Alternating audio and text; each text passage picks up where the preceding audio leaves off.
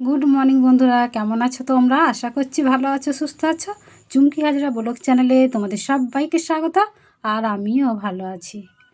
চা খেয়ে ঘর দুয়ার পরিষ্কার করে ঝাঁট দিলাম, দিয়ে বাসনগুলো মেজেছি, জল বুলানো হয়ে গেছে। এখন ফ্রেশ জলে ধুয়ে নিচ্ছি। আমাদের এদিকে এখনও ঠান্ডাটা ভালো মতো পড়েনি, তো সেই জন্য আর ঢাকানো এত প্রয়োজন হচ্ছে না।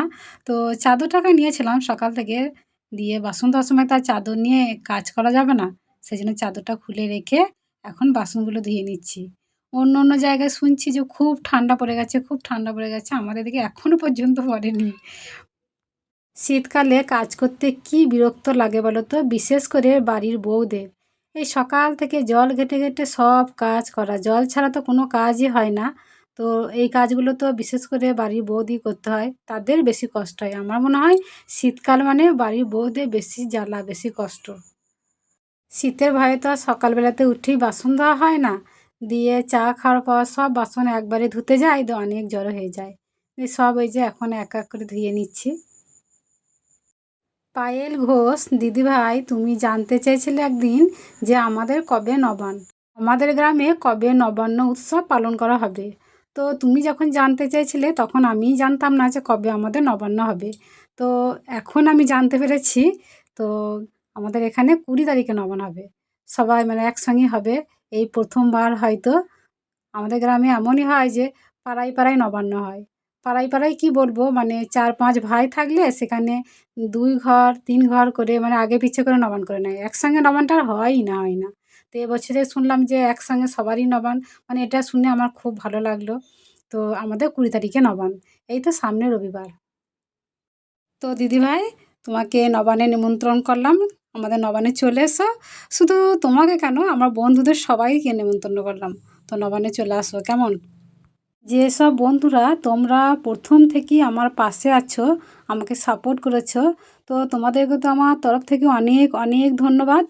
আর যেসব বন্ধুরা আমার নতুন হয়ে আসছো তাদেরকে বলবো আমার চ্যানেলটি সাবস্ক্রাইব করে দিও আর লাইক কমেন্ট করো। একটা সুন্দর কমেন্ট যে ভিডিও করতে কত উৎসাহ দেয়, যে কি বলবো, কিছু মানে বলার মতো ভাষা নেই। তোমরা যারা আমার মতো ডেলি ব্লগ করো তারা অবশ্যই জানবে যে একটা ভিডিও করতে তার পেছনে কতটা পরিশ্রম।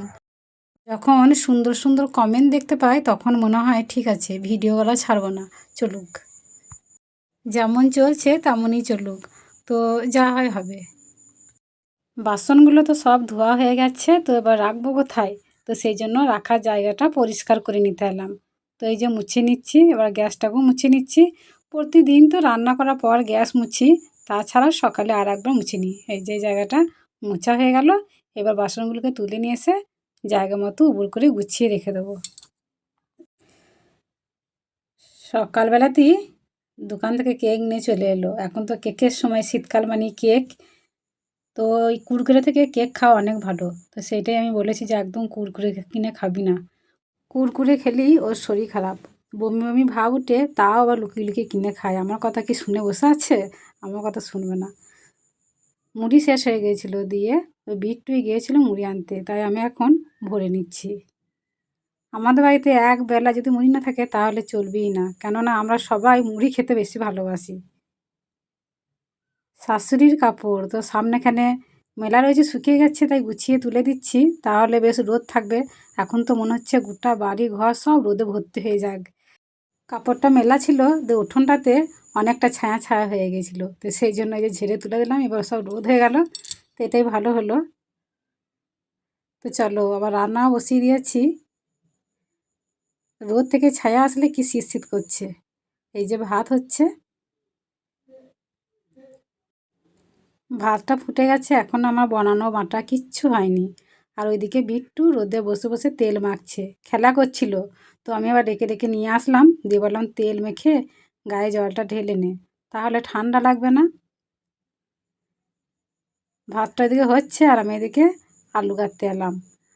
তো কি রান্না করব চলো দেখাবো তখন। এই আলুগুলো লাল লাল আলু, লাল লাল আলু খেতে একদম ভালো লাগে না। এখন আলুগুলো এত মিষ্টি, এত মিষ্টি, যে এমনিই ভালো লাগছে না খেতে। এমনিতে আমি আলু খেতে অতটা পছন্দ করি না, তার মধ্যে আবার আলু এত মিষ্টি হয়ে গেছে, সে গুড়ের মতো মিষ্টি হয়ে গেছে। ভাতটা হয়ে গেছে আর এই যে তরকারি বসালাম।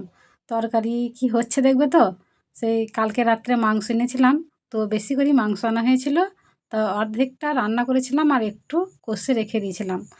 তো এখন তো শীতকাল, মাছ কিংবা মাংস যাই রেখে দিই না কেন ভালোই থাকবে। ওই যে টিফিনটার মধ্যে মাংসগুলো কষে রেখে দিয়েছিলাম ভরে। তো ভালোই আছে, একদম ভালো আছে। আর এখন না শীতকালে বিশেষ করে মাংস কষে রেখে দিলে বাসি মাংস দিয়ে না মানে আলুর ঝোল খেতে ভালো লাগে দেখবে। গরমকালে না কিন্তু কিন্তু শীতকালে। তো রান্নাটা আমার খুব ভালো হয়েছিল, ঝোলটা খেতে খুব ভালো লাগছিল। আমার শাশুড়ি বলছিল যে ঝোলটা খুব ভালো হয়েছে।